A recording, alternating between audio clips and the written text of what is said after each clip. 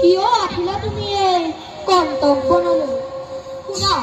শুনা গভীৰ বনৰ মাজত বন্য জন্তু সকলো ভয় বিসৰ্জন দি কিয় আহিলা তুমি এই গভীৰ বনলৈ?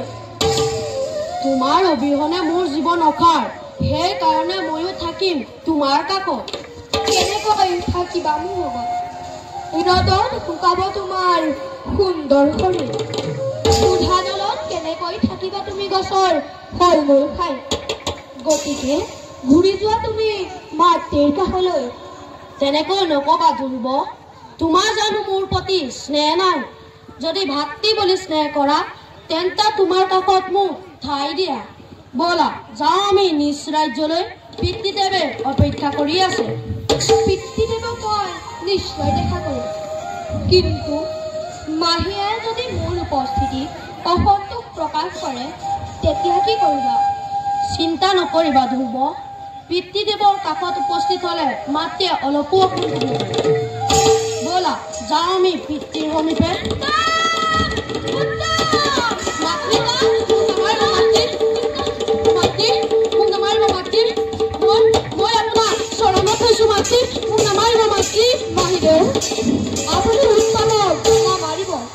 উত্তমৰ গাত কোনো দুখ নাই, তাৰ পৰিৱৰ্তে মোক প্ৰহাৰ কৰক। তই ইয়াত কথা ক'বলৈ ক'ৰ পৰা শক্তি পাইছ ধ্ৰুৱ? মোৰ পুত্ৰক মই মাৰিছো।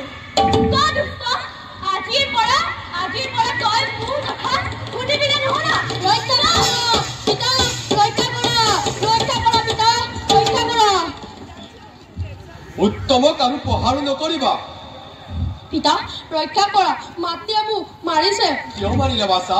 ধ্ৰুৱক লগত লৈ অহাৰ বাবে। নকৰিবা বাছা, আহা দুয়ো মোৰ কাষলৈ আহা।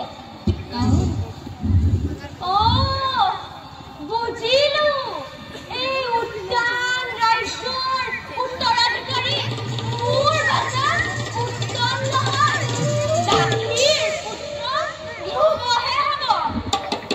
উত্তেজিত নহবা প্ৰিয়ে, তোমাৰ উত্তমেই হব এই উত্তান ৰাজ্যৰ ৰজা, আৰু ধ্ৰুৱ হব এই উত্তান ৰাজ্যৰ পৃষ্ঠপোষকতা। নালাগে, মোৰ পুত্ৰক পৃষ্ঠপোষকতাৰ দৰকাৰ নাই। ধ্ৰুৱ, তই দাসীৰ পুত্ৰ হৈ ইয়াত কেনেকে আছ? বুজিলা ইয়াৰ পৰা? ক্ষমা কৰক মহাদেউ, মুকলি পিতাৰ কাষত থকাৰ কাৰণে দুখ হৈছে। মই আপোনাৰ চৰণত ধৰিছো, আপুনি মোক ক্ষমা কৰক। তই মোৰ চৰণ স্পৰ্শ কৰিব নোৱাৰ ধ্ৰুৱ, তই মোৰ চৰণ স্পৰ্শ কৰি কলংকিত কৰিব পাৰিছ।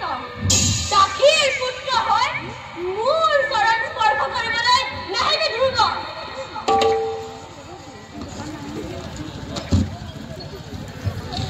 কি কৰিলি পাপিনী?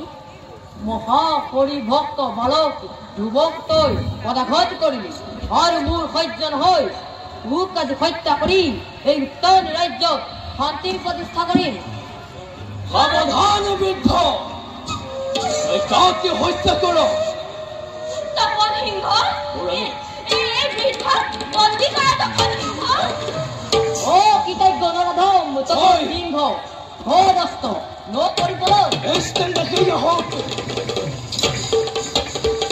পিতা,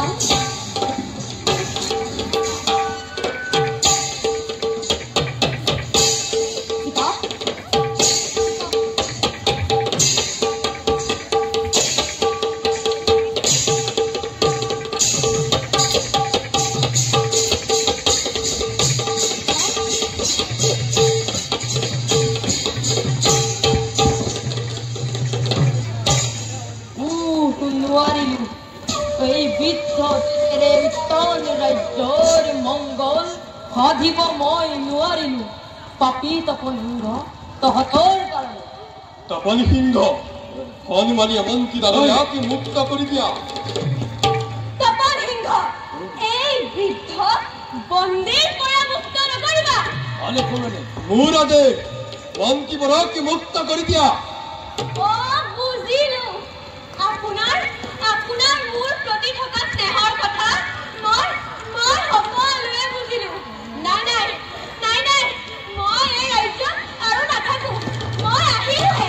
নাযাবা প্ৰিয়ে, তোমাৰ কাৰণেই কুলিটি সুতি ত্যাগ কৰিলো। মৰমৰ ধ্ৰুৱ কুমাৰক ৰাজ্যৰ বাহিৰত স্থান দিছো।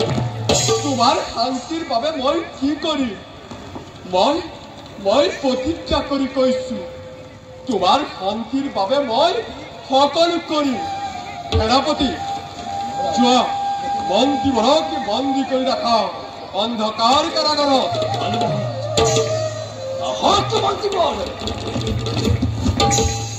মহাৰাজ, আপুনি এতিয়া প্ৰতিজ্ঞাবদ্ধ। কওক মহাৰাজ, মোৰ প্ৰাৰ্থনা পূৰণ কৰিবনে মহাৰাজ? কোৱা ৰাণী, মই প্ৰতিজ্ঞা ৰক্ষা কৰিব নোৱাৰিলে ৰৌ নৰকত পৰি যন্ত্ৰণা ভুগিম। মহাৰাজ, আপুনি আজি যাক পুত্ৰৰ দৰে মৰম কৰিছে আৰু যি এই উত্তম ৰাজ্যৰ ৰজা হোৱাৰ যোগ্য, সেই ধ্ৰুৱক চিৰদিনৰ বাবে দিয়ক বনবাস। কি শুনালা ৰাণী? এই কথা শুনাৰ আগত মোৰ মৃত্যু নহল কিয়? মই অনুৰোধ কৰিছো ৰাণী, তুমি ধ্ৰুৱ কুমাৰক বনবাস দিবলৈ নকবা। ধ্ৰুৱ মোৰ প্ৰাণৰ ধন।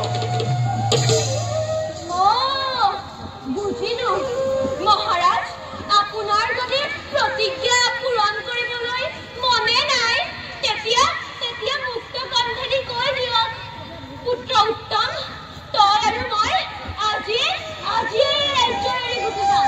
মই আহিলোহে মহাৰাজ। নাযাব, আপুনি যোৱা কোনো কাৰণ নাই। সঁচাতে সি সুন্দৰ হয়। পিতাৰ সত্য ৰক্ষা কৰি মই বনলৈ যাম। বাছা, পিতা, তই মোৰ কাষলৈ আহ। এই কণ্টকপূৰ্ণ অৰণ্যৰ মাজত তই কেনেকৈ থাকিবি? হে ভগৱান, মোক মাৰি নিনিয়া কিয়? সত্য হেতু নৰক যন্ত্ৰণাত মোৰ দেহ তিল তিলকৈ ধ্বংস হৈ যাওক। তথাপিও মই মোৰ মৰমৰ ধ্ৰুৱ কুমাৰক বনবাস দিব নোৱাৰো।